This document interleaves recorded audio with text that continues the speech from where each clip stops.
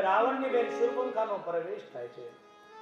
પોતે વિધવા છે, એમના પતિને રાવણે મારી નાખ્યો છે, પણ આસક્તિના રૂપમાં બધી ફરે છે અને પંચવટીમાં એ રામ અને લક્ષ્મણને જોઈ છે. ભગવાનનું રૂપ અદ્ભુત હતું. तुम सब पुरुषन मोस मनारी अस संजोग रचा विचारी. ભગવાનને જોઈ પોતે રૂપ બદલી ભગવાનને કહે કે હે રાજકુમાર, આજ સુધી તારા જેવો પુરુષ નથી જોયો, મારા જેવી સ્ત્રી નથી જોઈ. અને વાત પણ સાચી, ભગવાન જેવું કોણ છે સંસારમાં? ને એના જેવી સ્ત્રી હોય પણ કોણ બીજી? ખોટા બોલી, સાચું બોલી છે. અત્યાર સુધી હું બહુ બધી ફરી છું, પણ મને યોગ્ય તારા જેવો કોઈ સુંદર કે પતિના રૂપમાં કોઈ મળ્યો નથી. તું મારી હારે લગ્ન કર. ભગવાન સીતાજીનું સામું જોઈને કહે કે દેવી, હું જેની સાથે વાત કરું છું ને સામું જોઈને, એ મારા પત્ની છે. હું પરણેલો છું.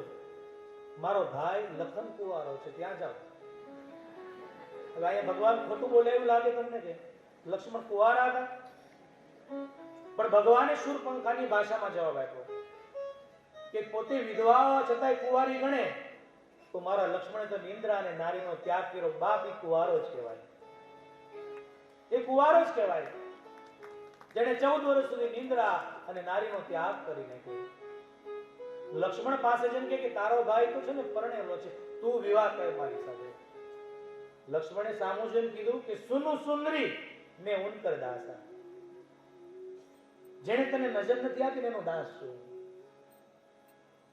હું સેવક છું. લગ્ન પહેલા તો સેવકનું કામ કેવું હોય ખબર છે? લાકડાનો ભારો લાવવો પડે, પાણી લાવવું પડે, વાસણ ધોવા પડે. લગ્ન પછી બગડે એ પહેલા કીધું હું સેવક છું, મારી હારે લગ્ન કરા રહેવા દો. મારા ભાઈ છે ને એ ભલે ના પાડે, પણ કૌશલપુરના રાજા છે, અમારામાં ઘણી રાણી થાય છે, એને મનાવો. રામજી પાસે આવી, આસક્તિ ભટકે છે. આ કોઈ મશ્કરી નહોતી. એનું મૂળ રૂપ લાવવા માટે ભગવાન આ કાર્ય કરતા હતા. પ્રભુ કે મારો ભાઈ શરમાળ છે, જાઓ પાછા, માની જશે.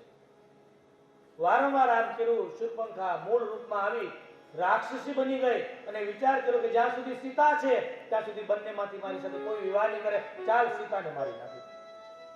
સીતાજીને મારવા જાય. ભગવાને ઈશારો કર્યો, લખન. લક્ષ્મણજી કે આ બાજુ આવો. અને લક્ષ્મણજી તૈયાર હતા. નાક અને કાન કાપી હાથમાં આપ્યા, કીધું જા તારા ભાઈને કે તારો કાળ આવી ગયો.